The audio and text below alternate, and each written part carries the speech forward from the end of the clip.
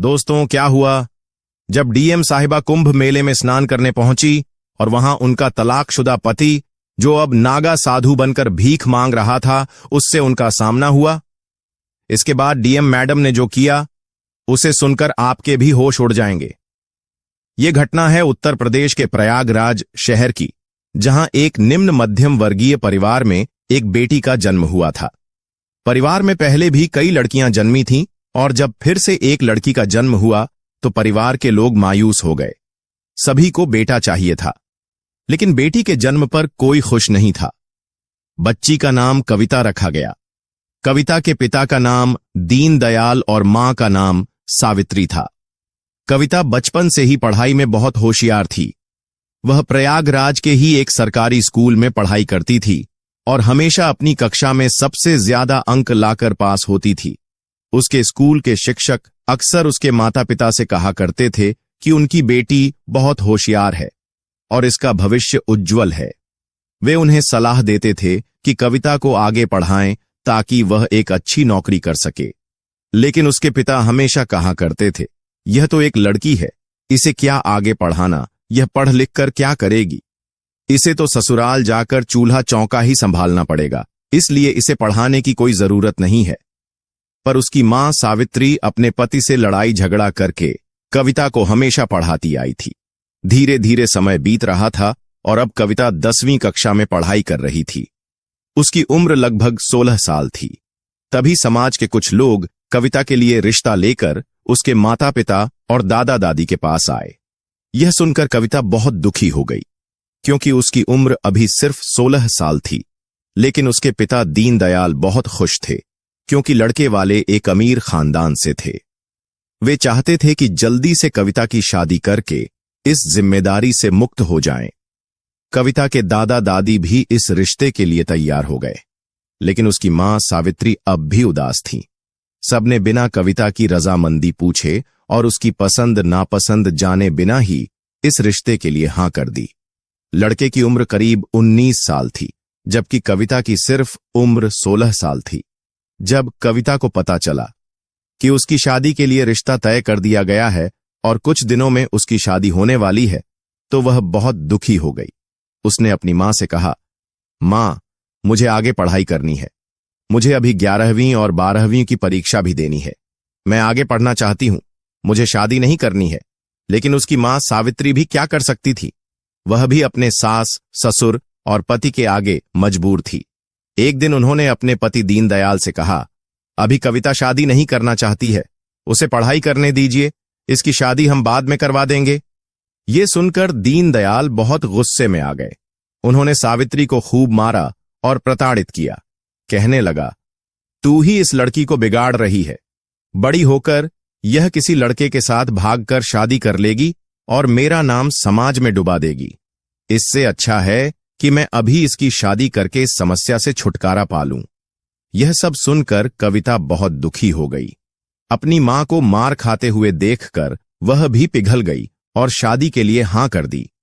इसके बाद उसकी 10वीं की परीक्षा हुई, जिसमें वह अच्छे नंबरों से पास हुई। लेकिन अब उसकी शादी की तारीख पास आ गई और उसे यह बाल विवाह करना पड़ा, जो वह नहीं चाहती थी। शादी के अगले दिन कविता ने अपने पति से बात करने की कोशिश की, लेकिन उसका पति ना तो उसकी ओर देखता था और ना ही उसके करीब आता था। शादी के बाद भी दोनों के बीच दूरियां बनी रहीं। कविता अपने सास, ससुर और घर के अन्य लोगों की सेवा करती थी। वह सुबह जल्दी उठकर खाना बनाती, घर की सफाई करती और धीरे धीरे उसके सास ससुर भी उसे प्रताड़ित करने लगे। आए दिन वे उसे ताने मारते और ढेर सारा काम करवाते। अब उसका पति भी धीरे धीरे प्रताड़ना में शामिल हो गया। वह रोज रात को शराब पीकर आता और कविता को परेशान करता और बिना किसी बात के शोषित करता और परेशान करता था। कविता धीरे धीरे बहुत ज्यादा परेशान हो रही थी। एक दिन वह अपने माता पिता के घर जाती है, जहां वह अपनी मां और अपने पिता को अपने साथ हो रहे अत्याचार के बारे में बताती है, लेकिन उसके पिता उसका साथ नहीं देते और कहते हैं, जैसा तेरे सास ससुर कहें तू वैसा ही कर, अपने पति से ज्यादा झगड़ा मत किया कर। ऐसा कहकर वे कविता को ससुराल वापस भेज देते हैं। अब ना तो उसके पिता उसकी सहायता करते हैं और ना ही कोई उसका पक्ष लेता है। ससुराल उसका पूरी तरह से नरक बन चुका था। एक दिन कविता की मुलाकात उसकी सहेली सरोज से होती है। सरोज कहती है, तेरा 10वीं का रिजल्ट आ गया है और तूने पूरे बोर्ड में सबसे ज्यादा नंबर लाकर टॉप किया है। ये सुनकर कविता खुश तो होती है लेकिन मायूस भी हो जाती है और अपनी सहेली के सामने फूट फूट कर रोने लगती है। सरोज पूछती है, क्या हुआ, तूने पूरे जिले और प्रदेश में टॉप किया है, फिर तू रो क्यों रही है तू?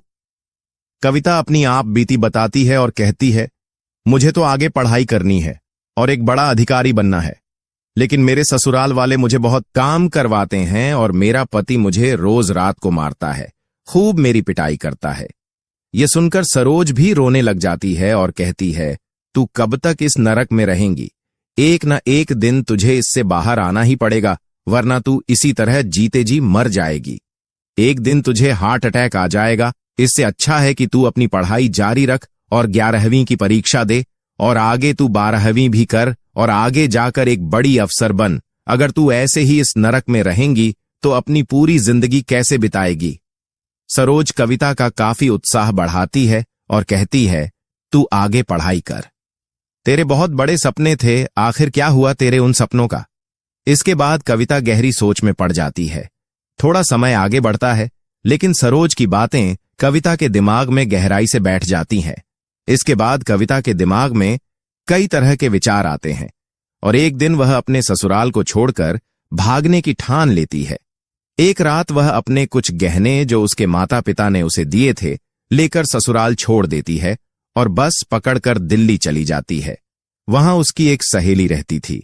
वह दिल्ली में ही रहकर अपनी आगे की पढ़ाई पूरी करने लगती है। कविता दिल्ली के एक सरकारी स्कूल में दाखिला लेती है जहां वह अपनी 11वीं की परीक्षा देती है और 12वीं में भी दाखिला मिल जाता है। वह छात्रवृत्ति के आधार पर अपना दाखिला लेती है और अपनी दोस्त के घर पर ही रहती थी। उसके पास कुछ पैसे और गहने भी थे जिससे उसका गुजारा चलता था।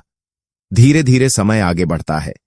उसके माता पिता और ससुराल वाले कविता को ढूंढ ढूंढ कर हार मान चुके थे। उधर कविता अपनी आगे की पढ़ाई जारी रखती है।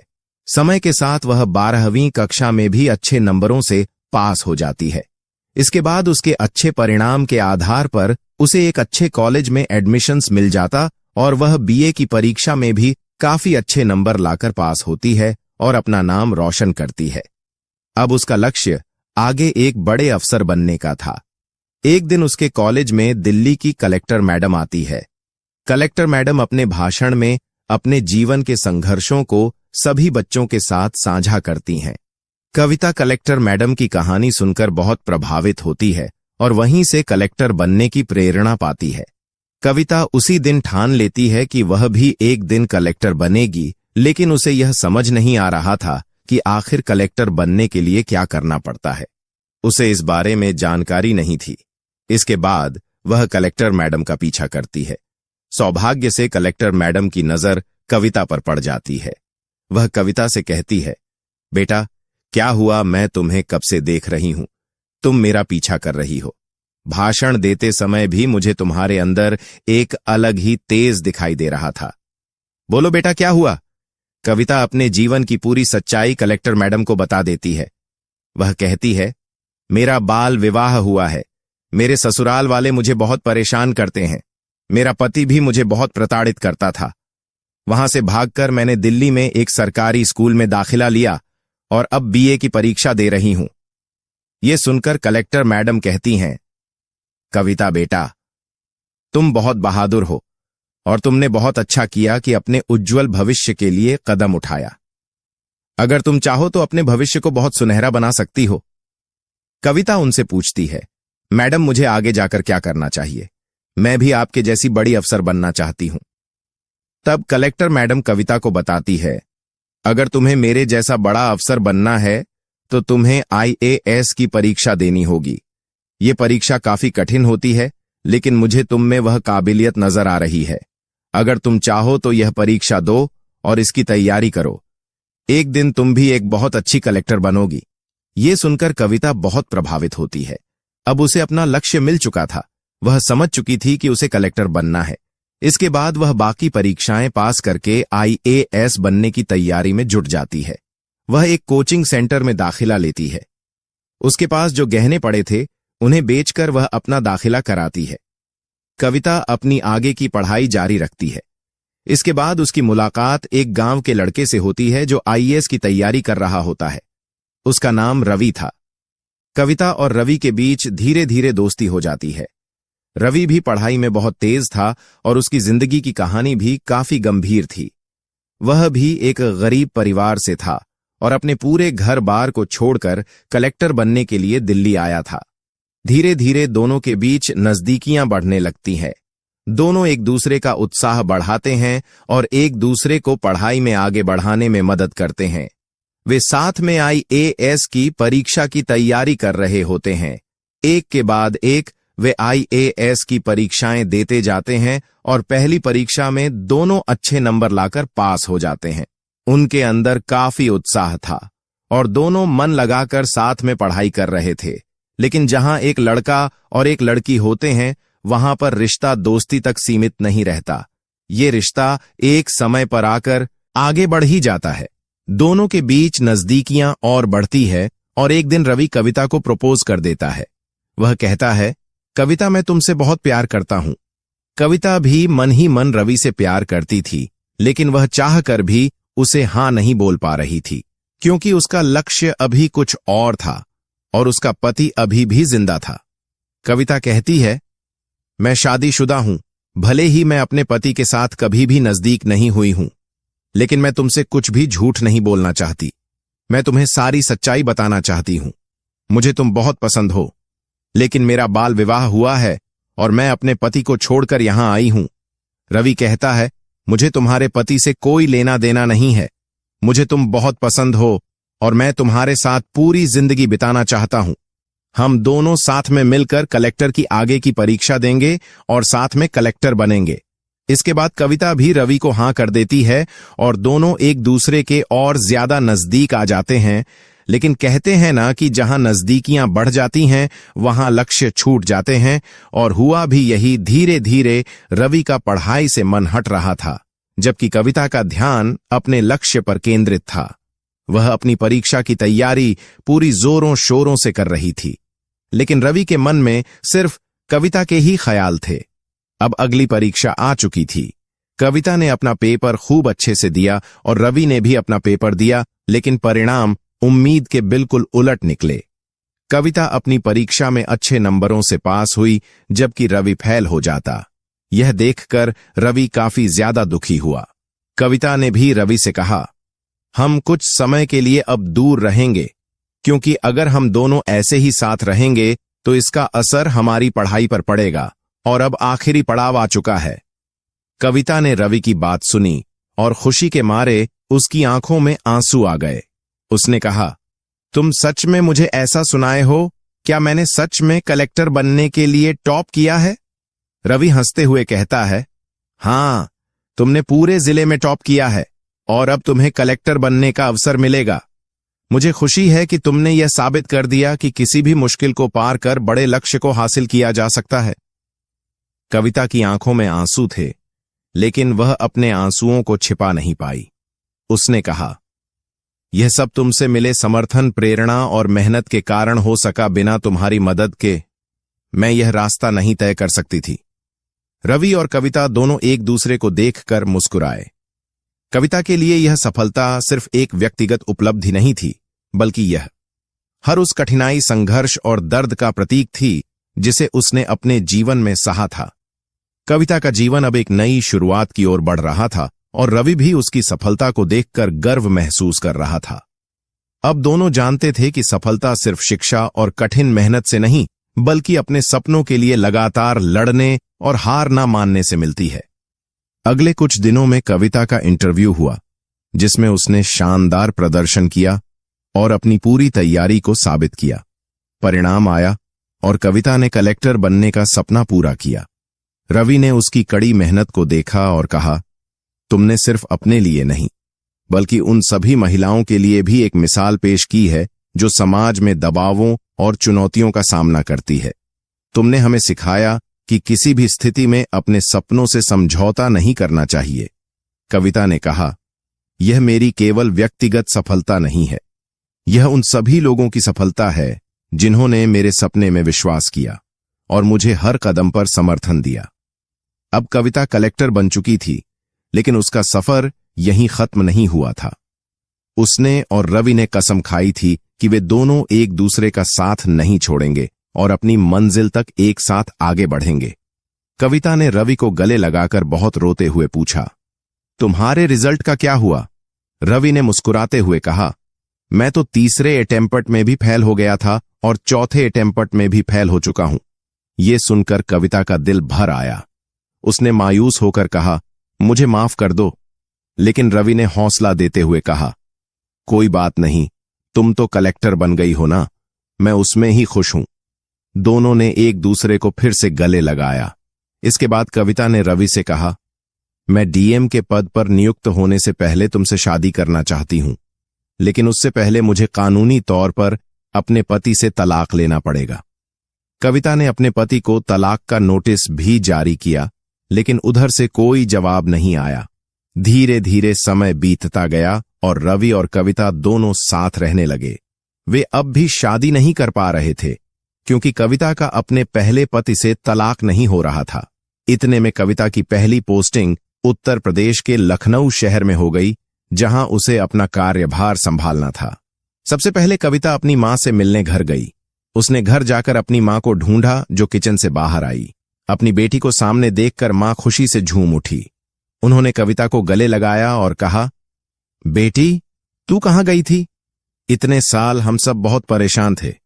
कविता ने अपनी मां को बताया, मां, मैं दिल्ली में थी, वहां मैंने खूब मेहनत की और आज मैं कलेक्टर बन गई हूं। यह सुनकर उसकी मां की आंखों में आंसू आ गए और उन्होंने अपने पति को बुलाया। कविता के पिता अपनी बेटी को देखकर खूब रोने लगे और कहते हैं, बेटा, मुझे माफ कर दे। इस समाज में बेटियों के साथ इतना गलत होता है, जिसके चलते मैंने तेरी नाबालिग अवस्था में ही शादी करवा दी थी। तेरे ससुराल वालों ने तुझे बहुत प्रताड़ित किया था, फिर भी मैंने तेरी एक नहीं सुनी थी। आज मुझे इसका खूब एहसास हो रहा है। कविता के पिता रो रोकर उससे माफी मांगने लगे। कविता ने अपने दोनों माता पिता को गले लगाते हुए कहा, अब सब ठीक है, आप मेरे साथ चलिए, हम अब एक अच्छे घर में साथ रहेंगे। इसके साथ ही कविता के माता पिता भी उसके साथ रहने लग गए। धीरे धीरे समय बीतता गया। एक दिन प्रयागराज में महाकुंभ मेले का आयोजन हो रहा था। मां ने उससे कहा, बेटा, अगर तुम्हें अपने काम से थोड़ी सी फुर्सत मिल जाए तो हम प्रयागराज कुंभ मेले में चले। कविता ने अपनी नौकरी से 2 दिनों की छुट्टी लेकर अपने माता पिता के साथ प्रयागराज जाने का फैसला किया। यह महाकुंभ सदी का सबसे बड़ा आयोजन था। वहां कुंभ मेले की रौनक अपने चरम पर थी। साधुओं और चमत्कारिक संतों की भीड़ से मेले का माहौल अद्भुत हो गया था। डीएम मैडम कविता अपनी मां और पिता के साथ इस पवित्र महाकुंभ मेला घूम रही थी। वह गंगा नदी के घाट पर पहुंची, जहां स्नान हो रहा था। तभी अचानक एक नागा साधु वहां आता है और कविता के पैर पकड़ने लग जाता है। कविता ने चौंकते हुए साधु से पूछा, आप मेरे पैर क्यों पकड़ रहे हो? साधु महात्मा ने अपने मुंह से राख हटाई और यह देखकर कविता स्तब्ध रह गई। वह साधु कोई और नहीं बल्कि उसका पहला पति था। कविता ने कहा, आप साधु के रूप में कैसे? साधु यानी कविता के पति ने कहा, जब तक तुम मेरे साथ थी मैंने तुम्हारी कदर नहीं की। मैं तुम्हें रोज पीटता था, लेकिन जब तुम मुझे छोड़कर चली गई तो मुझे तुम्हारी बहुत कमी महसूस हुई। मेरे माता पिता को भी तुम्हारे बिना बहुत बुरा लग रहा था। धीरे धीरे मैं बहुत दुखी हो गया। मैंने तुम्हें खूब ढूंढने की कोशिश की, लेकिन तुम नहीं मिली। मैंने एक अच्छी औरत को खो दिया था और बहुत ज्यादा दुखी हो गया था। कुछ सालों तक मैं इधर उधर पागलों की तरह घूमता रहा। इसके बाद मैंने निश्चय किया कि मैं अब संन्यास ले लूंगा और तब मैंने साधु बनने का फैसला किया। यह सुनकर कविता और उसके माता पिता के होश उड़ गए। वह साधु रोते हुए बोला, मैंने तुम्हें खूब मारा था, खूब प्रताड़ित किया था, मुझे माफ कर दो, मुझे माफ कर दो। कविता ने अपने पहले पति से कहा, अगर आप मुझे नहीं मारते, नहीं प्रताड़ित करते, तो आज मैं कलेक्टर नहीं बन पाती। नियति ने यही लिखा था, जो भगवान चाहते हैं वही होता है। अगर आप और आपके माता पिता मुझे प्रताड़ित नहीं करते तो आज मैं डीएम नहीं बन पाती।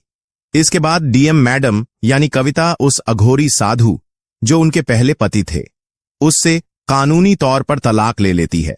तलाक के बाद कविता और रवि की शादी होती है। उनकी शादी बेहद धूमधाम से होती है और दोनों एक दूसरे के साथ प्रेम पूर्वक रहने लगते हैं। शादी के बाद कविता और रवि ने एक दूसरे के साथ मिलकर अपनी अपनी जिम्मेदारियों को बखूबी निभाया। कविता ने अपने डीएम के पद पर रहते हुए समाज में कई सकारात्मक बदलाव लाए। उन्होंने महिलाओं के अधिकारों और शिक्षा के लिए कई योजनाएं शुरू की, जिससे कई लड़कियों को अपने सपने पूरे करने का मौका मिला। रवि ने भी अपने कलेक्टर बनने के सपने को फिर से जीने का फैसला किया और कविता के समर्थन से एक बार फिर से परीक्षा की तैयारी शुरू की। इस बार रवि ने पूरी लगन और मेहनत से पढ़ाई की और आखिरकार वह भी कलेक्टर बनने में सफल हो गया। दोनों ने अपने अपने क्षेत्रों में आदर्श बनकर समाज के सामने एक उदाहरण प्रस्तुत किया। उनकी कहानी ने न केवल लोगों को प्रेरित किया, बल्कि यह भी दिखाया